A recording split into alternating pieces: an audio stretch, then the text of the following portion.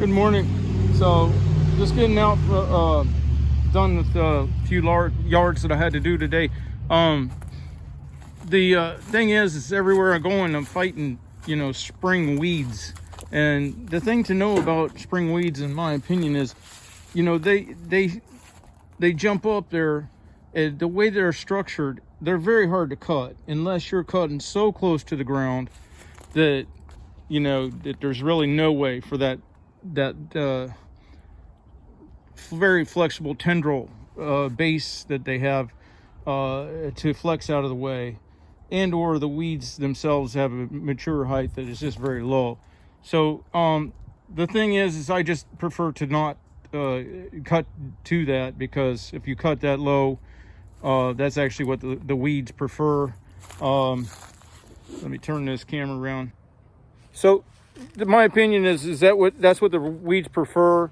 And then what happens is that you mow that low, and now the competition for resources plays out more to the benefit of the weeds, because they can get canopy where your better grasses would have took it if you just lay off for a little while or cut what you can and leave the rest. So this is part of resisting that urge to give an even cut, because technically to get even you have to mow to the very lowest plant that's out there. So and then of course too, if your mindset and your customer's mindset is evenness of cut, then what can happen is you'll always get lines of perspective where the grasses will have a light color backdrop, and unless you have a density that's like as good as like a real thick carpet, then there's always going to show a variation. So if you go and miter that line so that backdrop doesn't show as if you have an unevenness there, now you're in this area exposing the soil, which contains the mica and the silica, which can radiate from the bottom up and kill off any good vegetation. So it's you'll start a blighting from that edges in my area.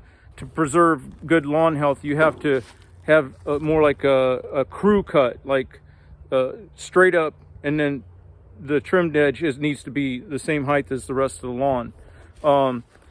So anyway, that's my perspective, is if you mow it to the weeds and to where weeds look good, then that's all you'll ever have is weeds.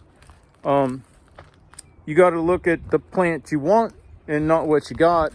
Realize there's going to be times in the year that it's just not going to look that great, and it's tough because there's poachers out there everywhere, and in this area there's a lot of assimilation or immigration without assimilation international or within this country. So there's a lot of northerners here, and if you don't cut it the way they want, they just go get one of their northern buddies that will. That doesn't. The problem is the assimilation part. In my theory, is that's the education process. They need to be educated as to the ecology here and how sensitive it is, and the microbes being saved. It all starts with the microbes. That's the foundation. The microbes work tirelessly to balance nitrogen, so you don't have nitrogen runoffs that cause red tide and algae blooms. One scalp lawn does more damage, I think, than 200 lawns where fertilizers are applied. So you've got all kinds of legislation and initiatives out there to prohibit and educate about using fertilizer. The problem is most people that are using fertilizer, their lawn is dense enough that it's sequestering that fertilizer and it's utilizing that fertilizer for cellulose, So they're completely missing the boat, as usual, just like when they wanted to do what they consider, a better alternative for fuel, renewable.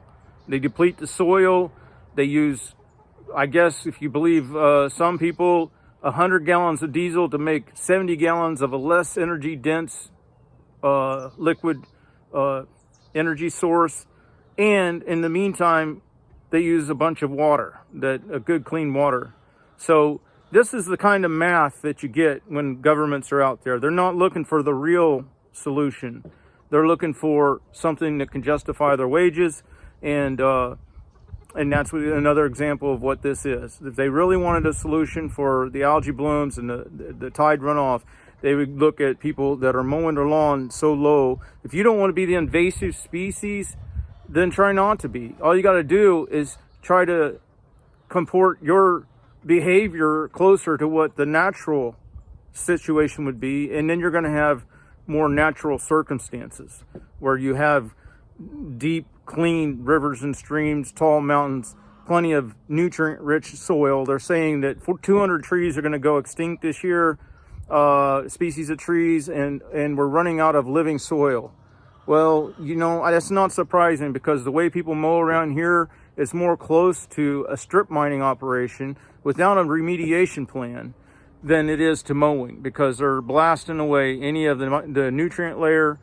Florida is the proving ground, because here you see the results right away, because of the intensity of our sun and because of the delicate, if any, nutrient layer we have. But the physics are the same across the country. If you go mowing low, you're going to liberate nutrients that are going to be susceptible to wind or water erosion. You're going to cause problems with your ecology, and it's just a mess right now. You can't convince anybody, though, as long as they have the mindset that evenness of cut is the quantification of quality, and that's completely incorrect. All right, y'all have a good day.